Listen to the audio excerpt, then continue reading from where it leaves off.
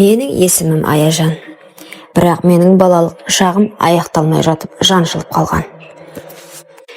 Әкем бізді тастап кеткенде мен небәрі 7 жаста едім. Анам жылап жүріп, түнде еден жуып, күндіз нан сатты. Біз ешкімге жалынған емеспіз, тек өмірден әділет іздегенбіз. Бір күні үйге алыстағы туысымыз Нұрсұлтан аға келді. Анам оны ағаңның баласы, өз бауырың деп таныстырды. Қаладан жұмыстан қысқарып ауылға уақытша келіптіміз. Көзіндегі от, күлгені жылы көрінген. Алғашында мен оған сендім. Аяжан деп еркелететін. Тіпті анамның еркелеткенінен де тәтті естілетін. Бірақ неге екенін білмеймін, бір күні жаныма тым жақын келіп шашымнан сипағанда жүрегім біртүрлі соқты. Бөтен, соғық, түсіне алмай, жай ғана жылы сөз екенін өзімде түсіндім. Сол түн ешқашан ұмытылмайды. Анам түнгі жұмысқа кетті. Үйде мен, інім және Нұрсұлтан ғана қалдық. Інім ұйықтап жатқан. Мен бөлмеме кіріп, жарықты өшіріп көрпеге орандым. Түнгі үнсіздік жабысып тұрғанда еді. Сосын есік жай ғана сықырлап ашылды. Аяжан деген сыбырды естідім. Үнім шықпады. Өзімді естімегендей кейіп таныттым. Бірақ сол сәтте жүрегім қатты соғып, терім мұздап кетті. Ол ішке кірді. Мен қозғала алмай жаттым. Көзімді жұмып қорқынышпен тығылып жаттым. Бірақ ол үндемей жаныма келіп отырды. Көрпені түріп, аяқ жағымнан ұстап, ақырын аяғымды тартып қозғалтты. Мен тұрып кеткім келді, бірақ денем мені тыңдамай қалды. Тек іштей, кетші өтініш, ештеңе істеме деп, іштей айқайлап жаттым. Бірақ сол түн менің үнсіз жан айқайыммен ғана өтті. Ол маған ешкімге айтпа деді. Мен тек басымды изедім. Тек сол сәтте тірі қалғым келген шығар. Сол түні мен бала болудан қалдым. Тек жастыққа жас тамып жатты. Есікті іштен кілттеп жатып қалдым. Таң атса да жанымдағы түн кетпеді. Сол түннен кейін мен өзгере бастадым. Бұрынғы сыныптастарыммен шулы, көңілді жүрген мен енді үнсіз, қиялға батып кеткен бір қызға айналдым.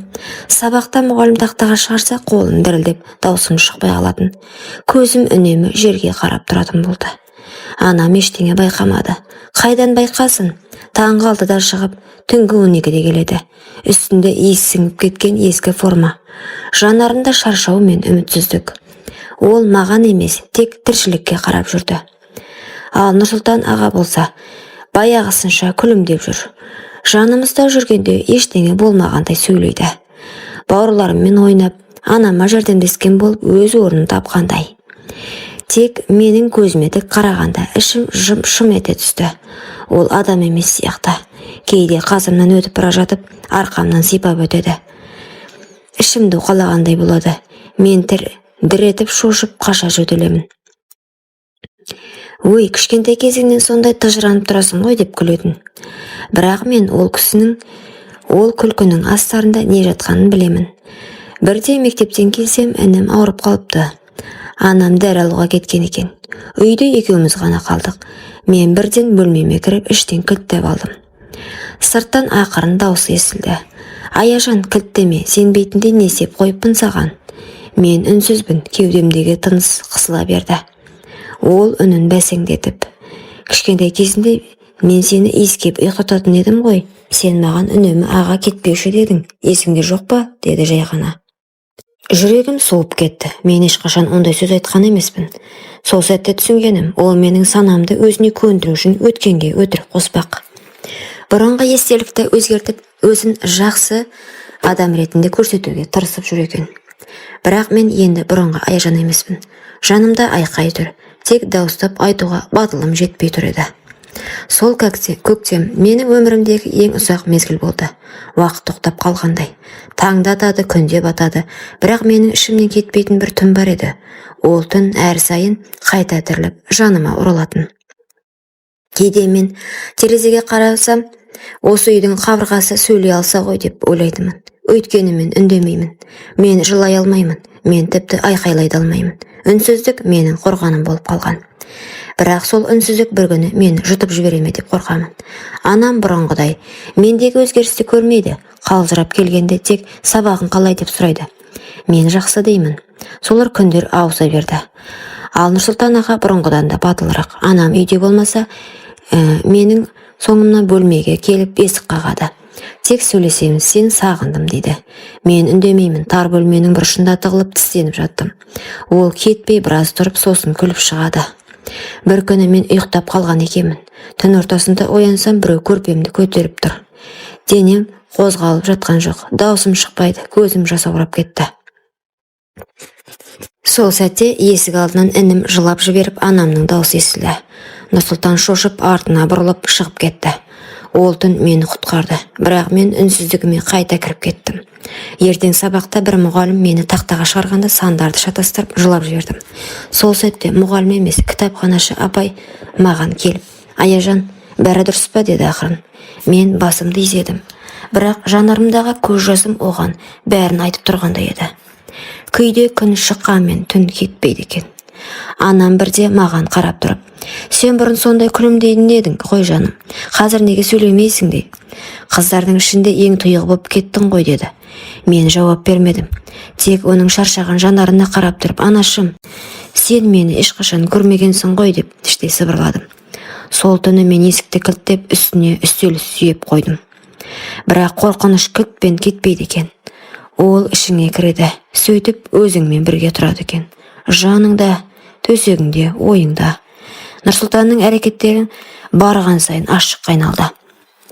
Ол мені бұрынғыдай жасырын түрткілемейді. Жаныма келіп, арқамнан сипап, «Сен қашан есейіп кеткенсің?» деп астарлап сөйлейді.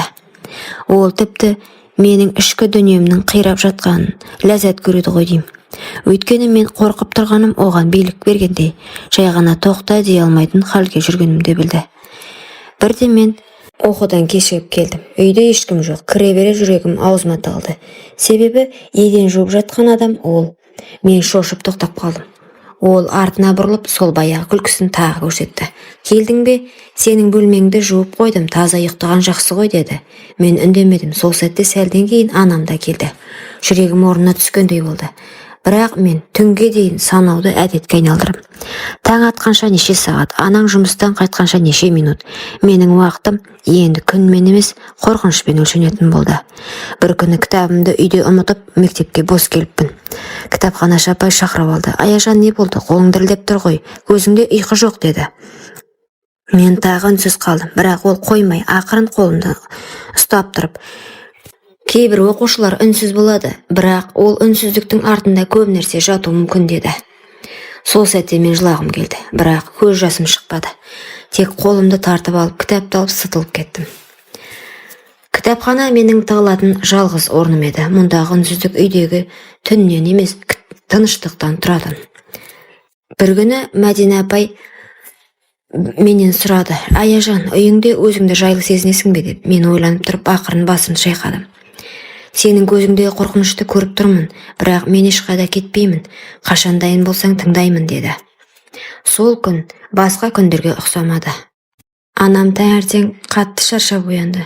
Жұмыстан шығарып жібереме деп уайымдап отыр. Мен оның жанындағы әлсіз күйді көріп тұрып, ештеңе айта алмадым. Айтсам, ол бәрін жоғалтады ма деп қорықтым.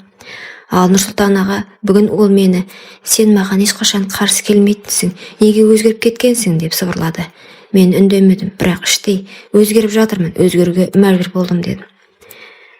Сабақтан кейін кітапханаға бардым. Мәдина апай мені күтіп отыр екен. «Аяжан, жай ғана отыршы, бүгін саған ешқандай кітап бермеймін, тек тыңдаймын» деді. Мен алғашында үндемей отырдым. Қолым дірілдеп, көзім жерден көтеріле алмады. Сосын жай ғана сыбырладым. «Мені үйдегі бір адам түнде бөлмеге келеді» дедім. Сол сәтте сөздерімнің аяқталмай тұрған ол түсінді. Қолынан ақырын ұстап, «Аяжан, сен батырсың, үндемей жүргенің қорқақтық емес, аман қалудың амалы болсын. Енді мен сенің жаныңдамын, енді жалғыз емессің» деді. Менің көзіме жас келді. Ол артық сұрамады, бірақ ол мені мектеп психологына апарды. Психологпен сөйлесу оңай болмады, бірақ әр сөзімнен кейін ішім жеңілдеп жатқандай болды. Сол күні мен алғаш рет үйге қорықпай бардым. Мәдина апай мен психологтың қолдауынан кейін мен ақырын өз даусымды тауып келе жаттым. Мектеп директоры, құқық қорғау бөлімі бәрі іске араласты. Бір кеште анам үйге шаршап келіп төрге отыра бергенде мен жүрегімді қолыма алып айттым. Анашым, мен саған бір шындықты айтуым керек, өте ауыр. Бірақ мен үнсіз қалсам тағы да бір күн мені жоқ қылуы мүмкін. Анам таңырқап қарды. Менің көзімде жас, даусым дірілдеп тұр. Нұрсұлтан аға, ол менің бөлмеме түнде кіреді. Ұзақ уақыттан бері маған тиіп жүр дедім. Анамды сенер-сенбесін білмей: «Қой, Аяжан, ондай сөз айтпа, ол сенің ағаң» деді. Мен үнсіз отырдым. Тек тыныштықта анамның кеудесі көтеріліп түсіп, көзінен еріксіз жас шақты.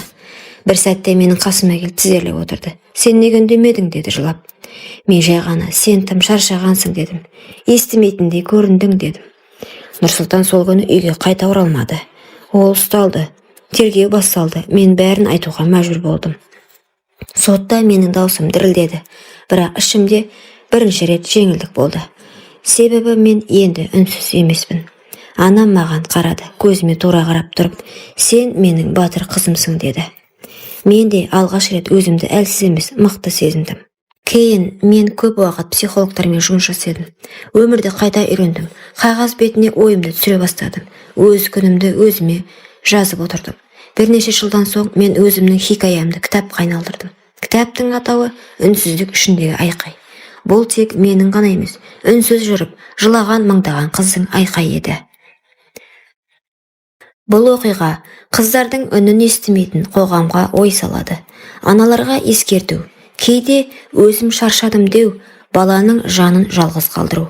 Ал қыздарға: сен кінәлі емессің, үнсіздік қорқақтық емес, бірақ үндемей жүре беруге болмайды дегім келді. Құрметті оқырман, өмірден алынған шынайы оқиғаларды тыңдағыңыз келсе, менің арнама тіркеліп, лайк, комментарий жазып қолдап кетіңіздер. Келесі кездескенше.